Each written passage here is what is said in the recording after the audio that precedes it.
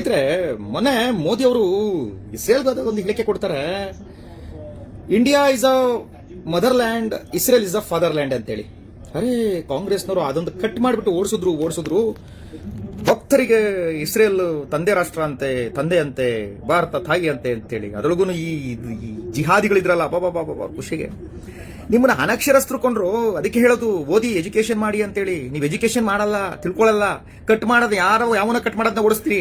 Comment section ನೋಡ್ಬೇಕಾಗಿತ್ತು ಬಂದು, Israel is a father land, Israel is a father land ನಿಮ್ಗೆ ಅಂತ ಹಾಕೋರು.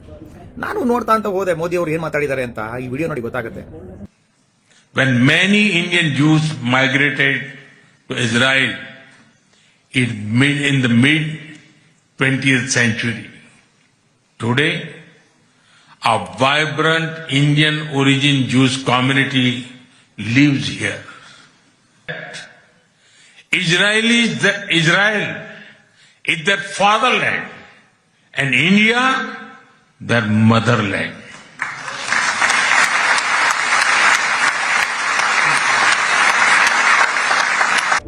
ಮೋದಿಜಿಯವರು ಹೇಳಿದ್ದು 1948ರಲ್ಲಿ ಅಧಿಕೃತವಾಗಿ ಇಸ್ರೇಲ್ ಸ್ಥಾಪನೆ ಆದಾಗ ಇಲ್ಲದಂತಹ ಯಹೂದಿಗಳು ಸುಮಾರು 1 ಲಕ್ಷ ಜನ ಭಾರತದಿಂದ ಇಸ್ರೇಲ್ ಹೋಗ್ತಾರೆ. ಅವತ್ತಿನ ಇಸ್ರೇಲ್ ಜನಸಂಖ್ಯೆ ಐ ಥಿಂಕ್ ಒಂದು 70 ಲಕ್ಷ 60 ಲಕ್ಷ ಇರ್ಬೋದಾಯ್ತು ಅನ್ಸುತ್ತೆ. ಅಷ್ಟು ಇರಲಿಲ್ಲ, ಒಂದು 50 ಲಕ್ಷ ಇರ್ಬೋದಾಯ್ತು ಅನ್ಸುತ್ತೆ. 1 ಲಕ್ಷ ಜನ ಅಂದ್ರೆ ಅತಿ ದೊಡ್ಡ ಜನಸಂಖ್ಯೆ. ಅವತ್ತಿನ 2% ರಷ್ಟು ಇಸ್ರೇಲ್ಗೆ ಭಾರತದಿಂದ ಹೋಗ್ತಾರೆ. ಇಲ್ಲಿಗೆ ಭಾರತ ಅವರಿಗೆ ಆಶ್ರಯವನ್ನ ಕೊಟ್ಟಿರುತ್ತೆ.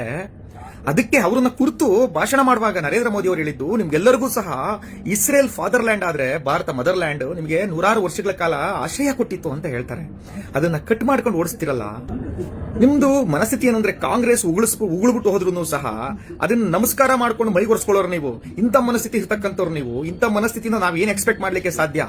ಈ ದೇಶದ ಪ್ರಧಾನಮಂತ್ರಿಗಳ ಬಗ್ಗೆ ಮಾತಾಡಬೇಕಾದ್ರೆ ನಾಲ್ಗೆ ಮೇಲೆ ಇಡ್ತಾ ಇರ್ಲಿ, ಅವ್ರ ಬಗ್ಗೆ ತಿಳ್ಕೊಂಡು ಮಾತಾಡಿ. ಅವ್ರು ಯಾವ ರೀತಿ ರಾಜತಾಂತ್ರಿಕ ವ್ಯವಸ್ಥೆಯನ್ನ ಇವತ್ತು ಪ್ರಪಂಚದಲ್ಲಿ ತೆಗೆದುಕೊಂಡು ಹೋಗ್ತಾ ಇದ್ದಾರೆ ಅಂತ ತಿಳ್ಕೊಳ್ಳಿ.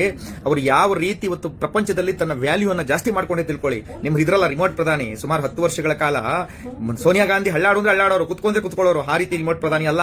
ನೀವು ನಮ್ಮ ಮೇಲೆ ಅಟ್ಯಾಕ್ ಮಾಡ್ತೀರಾ, ನುಗ್ಗು ಹೊಡಿತೀವಿ ನಾವು ಅಂತ ಹೇಳ್ತಕ್ಕಂಥ ಪ್ರಧಾನಿ ನಮ್ಮಲ್ಲಿರ್ತಕ್ಕಂಥದ್ದು. ಆಮೇಲೆ ಮೇಜರ್ ಅಟ್ಯಾಕ್ ಆಗಿದೆ, ಉರಿ ಅಂಡ್ ಪೆಹಲ್ಗಾಮ್ ಅಂಡ್ ಪುಲ್ವಾಮಾ 3ಕ್ಕೂ ನುಗ್ಗುಡಿದೀವಿ.